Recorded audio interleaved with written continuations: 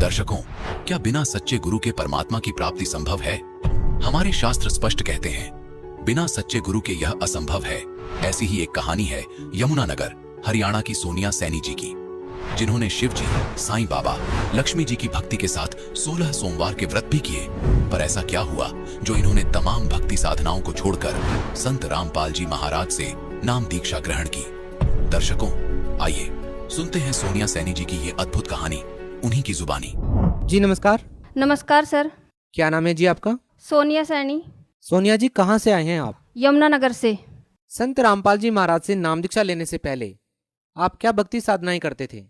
संत रामपाल जी महाराज से दीक्षा लेने से पहले हम जैसे हिंदू परंपरा के अकॉर्डिंग सभी देवी देवताओं की भक्ति करते थे। मैं शिव भगवान में ज़्यादा आस्था रखती थी शुरू से ही, बचपन से ही, मतलब जब से मैंने होश संभाला था, आप लगा लो 5-6 साल से ही मैं शिव भगवान जी को काफ़ी मानती थी, उनकी बहुत पूजा आराधना करती थी।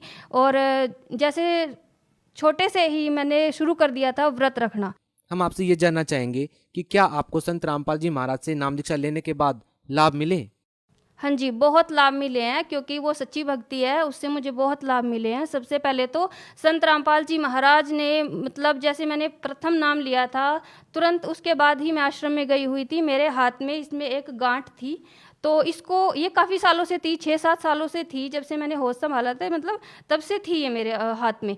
तो छोटी थी पहले, तो धीरे धीरे ये बड़ी हो गई। तो इसके लिए मैंने बहुत कुछ किया, डॉक्टर को भी दिखाया। डॉक्टर बोलते थे कट लगा के ऐसे तो हल्का सा ऑपरेशन करके इसको निकाल दिया जाएगा, लेकिन उसके बाद भी कोई गारंटी नहीं होती थी कि जैसे जब हम निकाला है तो कैंसर बनने का भी खतरा होता है। तो इस चीज़ से मुझे डर था। उसके लिए मैंने बहुत किया, झाड़ फूंक वगैरह सब, मतलब जैसे पीर वगैरह पर जाते हैं, प्रसाद वगैरह चढ़ाते हैं, कबूल देते थे जब जगत में थे। लेकिन क्या हुआ, जैसे ही संत रामपाल जी महाराज दीक्षा ली, 4 महीने ही मुझे हुए थे, मैं आश्रम में गई हुई थी, तो अचानक ही परमात्मा ने मेरी ये रसोड़ी गायब कर दी। तो ये मेरे लिए बहुत बड़ा चमत्कार था, ठीक है, कि मेरी ये रसोड़ी जिसके लिए मुझे इतना वो करना पड़ा, ये परमात्मा ने ठीक कर दी। तो संत रामपाल जी महाराज की दया से मेरी जो गांठ है वो बिल्कुल गायब हो गई। उसके बाद संत रामपाल जी महाराज ने मुझे जीवन दान दिया।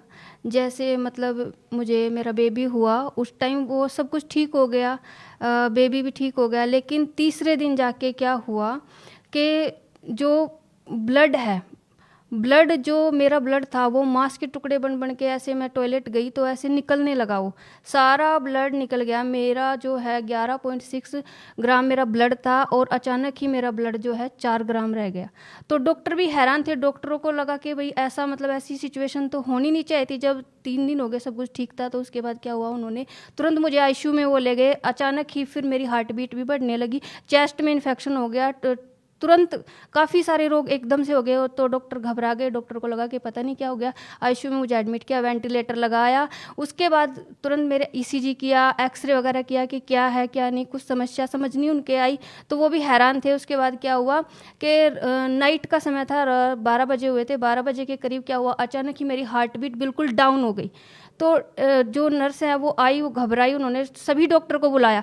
जितने भी मतलब आर्मी के हॉस्पिटल डॉक्टर्स हैं वो इतनी जल्दी आते नहीं है, मतलब उनका भी एक ड्यूटी होती है, ड्यूटी टाइम होता है उनका भी। लेकिन क्या उन्होंने उनको कॉल किया, सभी आए, 10-12 टीम आई। वो हैरान हो गए कि इसको हुआ क्या, अचानक की हार्ट बीट डाउन कैसे हो गई है। उनको ये हुआ कि अब ये शायद बचेगा नहीं पेशेंट, लेकिन उन्होंने भी पूरा जोर लगाया, उन्होंने पूरा जो ट्रीटमेंट था वो सब किया। उसके बाद भी उनको लगा कि ये पेशेंट नहीं बचेगा। फिर क्या हुआ, परमात्मा, जो संत रामपाल जी महाराज थे वो साथ थे। मुझे सब कुछ दिखाई दे रहा था, मुझे ये था एक पैरालाइज की तरह हो जाते हैं ना, ऐसा मेरे हाथ पैर हिल नहीं रहे थे, लेकिन क्या है, सुनाई दे रहा था, सब कुछ दिखाई दे रहा था, हिल नहीं पा रहा। तो मालिक संत रामपाल जी महाराज जी ने जो हमें मंत्र जाप दिया है वो किया, उनकी कृपा से सब ठीक हुआ, मतलब मुझे जीवन दान मिला है। और ये बात डॉक्टर्स ने भी मानी है कि आप किसी की शरण में थे, इसीलिए आप जो है बचे, नहीं तो हमारे बस की ये बात नहीं थी कि आपको बचा पाएँ। तो ये लाभ मुझे मिला। तो उसके बाद क्या हुआ कि जैसे मुझे इंजेक्शन लगते थे, थाई में मुझे इंजेक्शन लगते थे और एंटीबायोटिक दी जाती थी, तो मुझे बड़ी रोना आता था इस चीज़ से कि मेरे साथ ऐसा क्यों हुआ। तो जबकि मैं संत रामपाल जी महाराज की शरण में हूँ, तो फिर भी मेरे साथ मतलब ऐसी सिचुएशन क्यों हुई। तो मालिक से ऐसा क्वेश्चन, संत रामपाल जी महाराज से मेरे मन में अंदर ही अंदर एक क्वेश्चन आता था कि ऐसा क्यों हो गया जबकि मैं शरण में थी। फिर उसके बाद दोष आ गया मन में, तो क्या हुआ, उधर से हम तेलंगाना से यहाँ आ गए, हरियाणा, तो यहाँ आके हमने नाम शुद्ध कराया। नाम शुद्ध करा के कराने के जस्ट बाद 1 महीना बाद ही संत रामपाल जी महाराज मेरे सपने में आए। सपने में आप ये लगा लो कि जैसे होता है ना कि जागृत अवस्था भी है और सपना सा भी है, ऐसे आए। उन्होंने मुझे सब कुछ दिखाया, मेरा जैसे ही मेरी डेथ हो चुकी है ऐसे उन्होंने मुझे दिखाया संत रामपाल जी महाराज ने। और ऐसे उन्होंने बताया कि बेटा अब तुझे मतलब तेरे अंदर तो ये है कि ये किया मतलब तुझे दुख क्यों हुआ, लेकिन तुम्हें नहीं पता था कि बेटा ये तुम्हारी मृत्यु थी। उन्होंने बिल्कुल क्लियर मुझे दिखाया कि ऐसे मैं मरी हुई हूँ, मरी ऐसे परमात्मा संत रामपाल जी महाराज आए, उन्होंने मुझे आशीर्वाद दिया, उनके आशीर्वाद से मुझे जीवन दान मिला। उन्होंने मुझे क्लियर सब कुछ दिखाया टोटली। और वो बच्चा भी जैसे कोई आई, एक माई जैसे सपने में ही आई एक लेडीज, उन्होंने बच्चे को मेरे साथ दिया और उन्होंने बोला कि देखो तुम बड़े की शरण में हो, तुम बड़े भगवान की शरण में हो, इसलिए तुम्हें जीवन दान मिल गया और तुम्हारी जगह मैं अब जा रही हूँ। वो बच्चे को दे के मुझे गई और मेरे को बोली कि इस बच्चे का ध्यान रखना। तो ऐसे मुझे संत रामपाल जी महाराज ने ये प्रूफ कराया कि हाँ बेटा तेरी मृत्यु थी और तुझे ऐसे बचाया गया। उसके बाद क्या हुआ कि जैसे मुझे थोड़ा समस्या हुई सर्वाइकल की, तो डॉक्टर्स के पास मैं गई, उन्होंने बोला कि आपको सर्वाइकल है, ऐसे पेन होता था मुझे। तो दवाई उन्होंने दी, दवाई से कोई आराम नहीं लगा क्योंकि दवाई मुझे पहले रिएक्शन करती थी।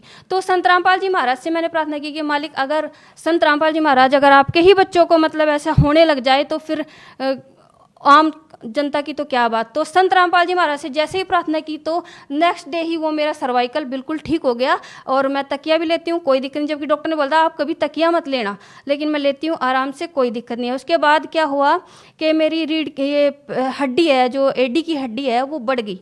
उसके लिए भी मैंने काफ़ी दवाएं की, यमुनानगर हॉस्पिटल में भी की, कमांड हॉस्पिटल में भी की। वो क्या करते थे पेन किलर दे देते थे, लेकिन उससे कोई आराम नहीं होता था, ठीक है। और वो चलता रहा, कई महीने चलता रहा। उसके बाद डॉक्टर बोले आपकी जो हड्डी है इसमें इंजेक्शन लगाना पड़ेगा। अब इंजेक्शन से मुझे मतलब ये था कि नहीं मैं नहीं लगवाऊंगी। तो फिर संत रामपाल जी महाराज के चरणों में अरदास लगाई कि संत रामपाल जी महाराज ऐसे ऐसे हो गया। तो परमात्मा संत रामपाल जी महाराज का उत्तर है कि बेटा कोई बात नहीं, भगवान दया करेंगे।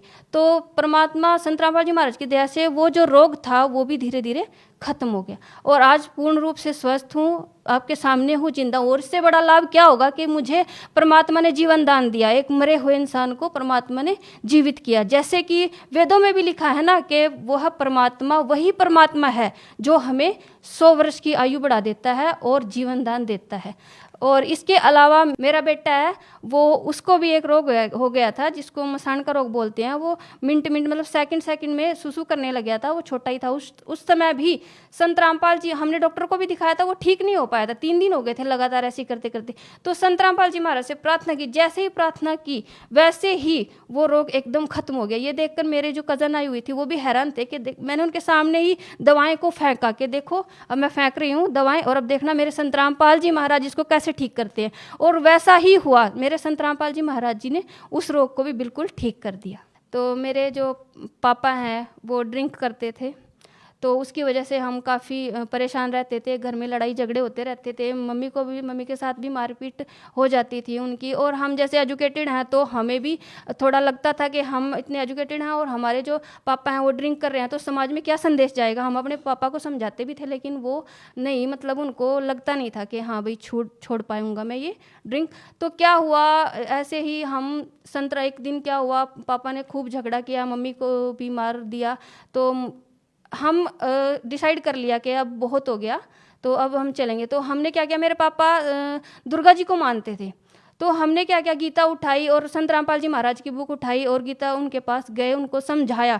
तब मेरे पापा जी को समझ आया। उसके बाद उन्होंने धीरे धीरे ज्ञान सुनना शुरू कर दिया, सत्संग देखना शुरू कर दिया। तो उन्होंने नाम दीक्षा ले ली और आज वो ठीक हैं, कोई ड्रिंक नहीं करते हैं। ऐसे ही मेरे ससुर जी थे, वो भी ड्रिंक करते थे। धीरे धीरे वो भी हमको देख कर उन्होंने भी ड्रिंक करना छोड़ दिया। और आज मतलब जो फैमिली है उसमें ऐसा माहौल है, जैसे बोलते हैं ना परमात्मा के संत रामपाल जी महाराज बताते हैं कि सतलोक जैसा माहौल है।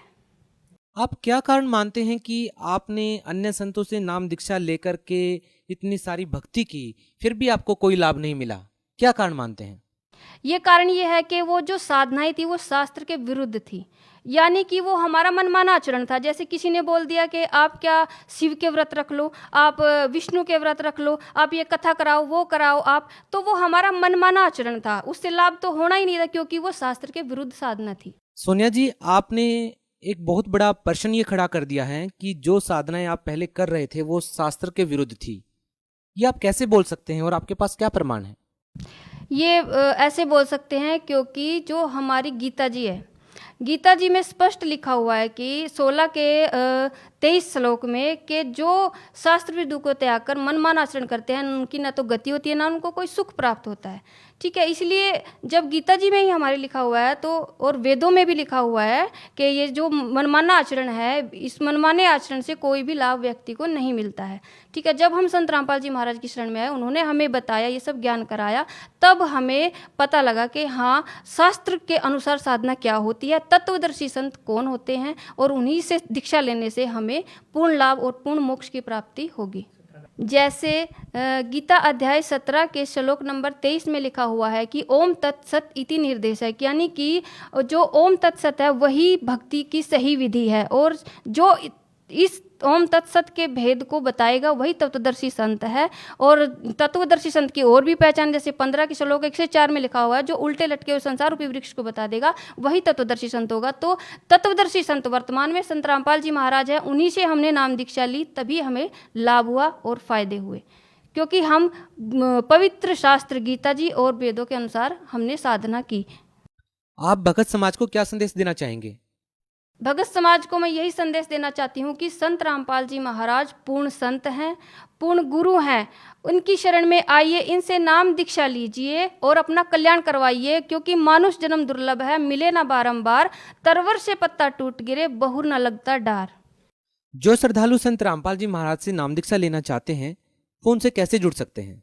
आप YouTube पे जाइए, स्पिरिचुअल लीडर संत रामपाल जी महाराज, ये सर्च कीजिए आप, वहाँ पे जाके संत रामपाल जी महाराज के सत्संग देखिए। सत्संग के नीचे जो पिक्चर डिस्प्ले होती है उस पर कॉन्टैक्ट नंबर दिए जाते हैं, उन कॉन्टैक्ट नंबर पर आप कॉन्टैक्ट कीजिए, आपको आपके नज़दीकी नामदान सेंटर का पता बता दिया जाएगा। जिस भी ज़िले में जहाँ पर भी आप रहते हैं तो आप वहाँ जाकर नाम दीक्षा ले सकते हैं। जी, धन्यवाद। धन्यवाद।